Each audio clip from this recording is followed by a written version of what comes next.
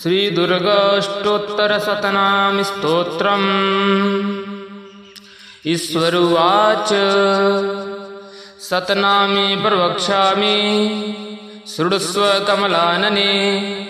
यस्य प्रसादमात्रेण दुर्गा प्रीता भवेत्सति। ॐ सती साध्वी भवप्रीता भवानी भवमोचिनी। आर्या दुर्गा च या चाद्या त्रिनेत्रा शूलधारिणी।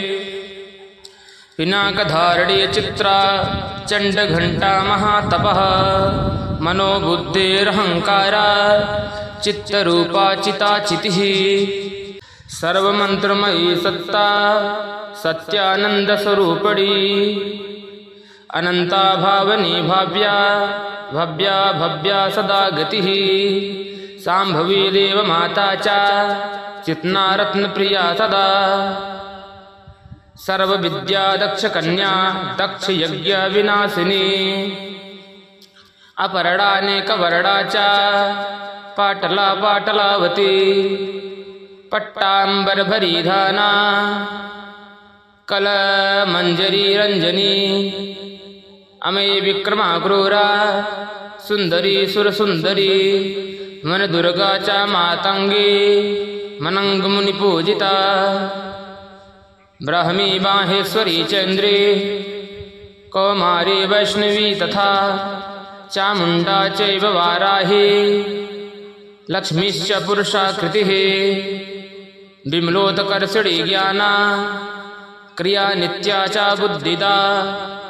बहुला बहुलप्रेमा सर्वा वाहनवाहना। निशुम्भशुम्भहननी महिषासुरमर्दिनी। मधुकैटभहन्त्री च चण्डमुण्डविनाशिनी। सर्वासुरविनाशा च सर्वदानवघातिनी। सर्वशास्त्रमयी सत्या सर्वास्त्रधारिणी तथा। अनेकशस्त्रहस्ता च अनेकास्त्रस्य धारिणी।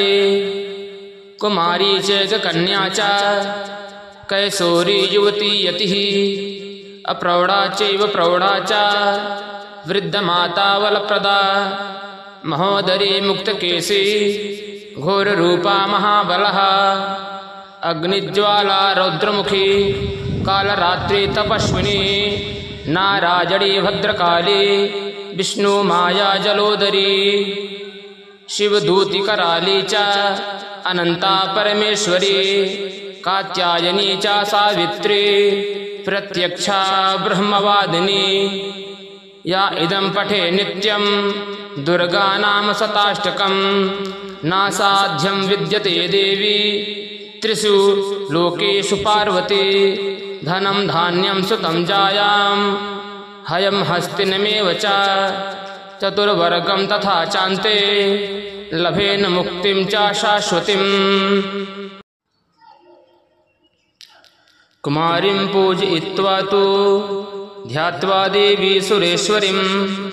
पूजयेत् परया भक्त्या पठेन्नाम शताष्टकं। तस्य सिद्धिर्भवेद्देवी सर्वैः सुरवरैरपि। राजानो दासतां यान्ति राज्यश्रियं वाप्नुयात्। गोरोचनालक्तकुङ्कुमेन सिन्धूरकर्पूरमधुत्रेण।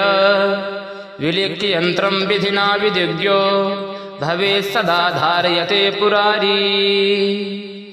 भामावास्या निशामग्रे चन्द्रे सद्विषां गते। विलिख्य प्रपठेत् स्तोत्रम् सा भवेत् सम्पदां पदम्। इति श्री विश्वभाररत्ने दुर्गाष्टोत्तरशतनामि स्तोत्रं सम्पूर्णम्।